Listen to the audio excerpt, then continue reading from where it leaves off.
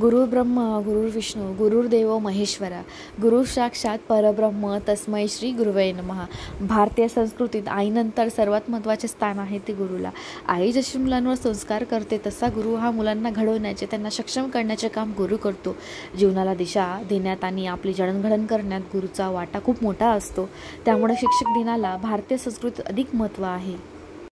भारताचे दुसरे राष्ट्रपती डॉक्टर सर्वपल्ली राधाकृष्ण यांचा जन्म दिवस म्हणजेच 5 सप्टेंबर हा दिवस शिक्षक दिन म्हणून साजरा करण्यात येतो. शिक्षण क्षेत्रातील योगदानाबद्दल त्यांनी आपली वेगळी ओळख निर्माण केली होती. शिक्षक दिनाच्या दिवशी विद्यार्थी आपल्या गुरुजनांबद्दल आदराची आणि कृतज्ञतेची भावना व्यक्त करतात. तसेच शिक्षकांच्या भूमिकेचे महत्त्व आणि भविष्यातील पिढ्यांच्या जागरूकतेसाठी हा दिवस साजरा केला जातो. मुळात शिक्षक दिनाची सुरुवात कशी झाली, जागतिक स्तरावर शिक्षक दिन कधी साजरा केला जातो जाणून घेऊया. 5 सप्टेंबरला का साजरा करतात शिक्षक दिन? तर भारताचे दुसरे राष्ट्रपती डॉक्टर सर्वपल्ली राधाकृष्णन यांचा जन्मदिवस म्हणजेच 5 सप्टेंबर हा दिवस शिक्षक दिन म्हणून साजरा करण्यात येतो.